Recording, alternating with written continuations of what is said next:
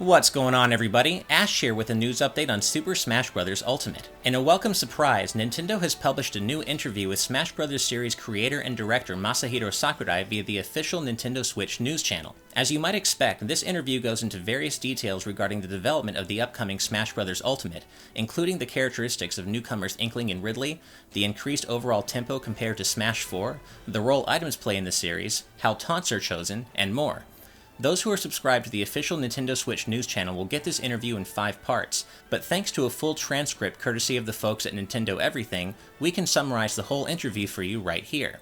The interview begins with Sakurai explaining what Smash Bros. Is in a general sense for players who may not be familiar with the series, and he mentions that while fighting games tend to attract a lot of advanced players, which might be intimidating for newcomers, Smash Bros. Is fundamentally a casual game, and his main concern is just that people have fun with it. Sakurai is then questioned about the differences between Smash Ultimate and previous games. While his initial response is simply that Ultimate sets itself apart by featuring every fighter from the series' history, avoiding situations where players miss certain characters because they've been cut, he then dives into more detail, comparing Ultimate to previous Smash games in a mechanical sense. In a statement that is sure to ruffle some feathers among a certain segment of the Smash fanbase, Sakurai says that he feels Melee might have been too focused on a hardcore audience, and that the reason he designed Brawl to be significantly slower and more approachable by comparison is because at the time, the release of the Wii had attracted a lot of casual players who were new to video games.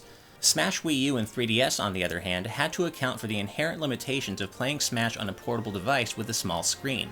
But with the Switch's screen being easier to see than the 3DS's, and with the Switch's player base not primarily anchored around a casual audience, they were able to focus on bringing the game's tempo back up even more than they already had for Smash 4. Sakurai then briefly touches on a few of the gameplay tweaks coming to Smash Ultimate that fans have become familiar with since the game's debut at E3.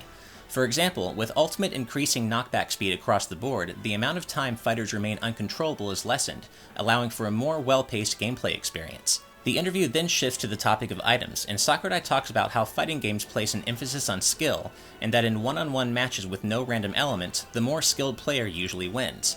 But items introduce a randomness into the proceedings that can make it so less skilled players who would normally lose can sometimes win, which he says is important with Smash's emphasis on just getting people together to play, with as few barriers to entry as possible.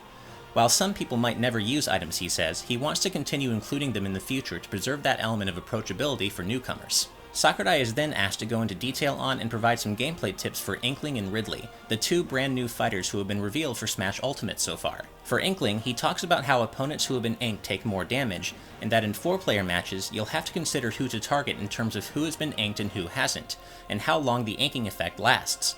In one-on-one matches, however, you don't have to worry about those things. Switching gears to Ridley, Sakurai talks about how his down special is a single-hit attack that deals massive damage to an opponent, but only if you land the sweet spot. But while you can throw this move out in the chaos of a 4-player match and it sometimes just works, sweet spotting your opponent in a one-on-one match is far more difficult, making Ridley a fighter who is particularly dependent on the player assessing the situation around them and adjusting their strategy accordingly. In this way, Sakurai thinks it's fine to view characters through the basic lens of their inherent strengths and weaknesses, as well as your own gameplay style and preferences. But it's an even deeper approach, he says, to design characters that are totally different from one another not only on their own merits, but that also change further depending on the number of opponents they're facing. Sakurai then goes into some of the reasoning behind slowing down the action and zooming in dramatically when a critical hit is landed, explaining that there are actually 2 distinct variations of this effect: the special zoom and the finish zoom. A special zoom happens when someone lands a highly damaging special move, such as Captain Falcon's Falcon Punch, in a one-on-one match. A finish zoom, on the other hand, is associated with a flash of light and occurs in stock matches when a hit looks like it's going to take out a player's last stock and thus end the match.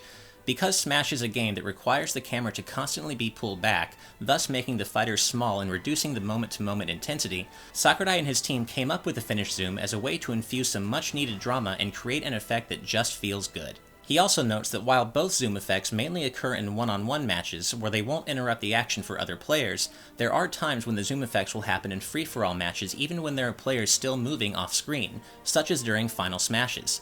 Sakurai says it can be fun to have to predict your movements off-screen though, so they left it in. The interview then moves on to the topic of Smash Ultimate newly punishing players for dodging repeatedly over a short period of time.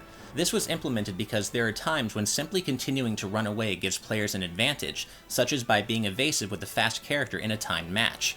Sakurai notes that having someone just dodge over and over again isn't fun, and that he wants to penalize that kind of play as much as possible. Sakurai then goes into a bit of the reasoning behind adding the ability to perform short hop aerial attacks simply by pressing the attack and jump buttons simultaneously. In general, he says, the harder it is to pull off techniques in a game, the more that game trends toward a hardcore audience. But by simplifying the execution of such techniques, more players become able to perform them without sacrificing the game's overall depth, thus lowering the barrier of entry to simply controlling your character in a general sense. And this strikes at the heart of their core thinking for Smash Ultimate, that the best competition happens after players can properly control their fighters. After this, Sakurai confirms that they decided to have players take more damage in one-on-one matches versus free-for-alls in order to throw a bone to the competitive community, where matches between advanced players can sometimes tend to drag on. By scaling the amount of damage players take according to the number of players in a match, Sakurai says, the back and forth between players in one-on-one matches is quickened. The interview then moves on to the topic of taunts, with the interviewer mentioning that they've always wondered how each character's taunts are decided upon, and asking if Sakurai has a favorite taunt himself. Rather humorously, Sakurai responds that each fighter's taunts basically come down to whatever he feels like. Explaining further, he says that without taunts, Smash is nothing but fighting, and that it can be hard to express each character's individuality and unique characteristics through fighting alone.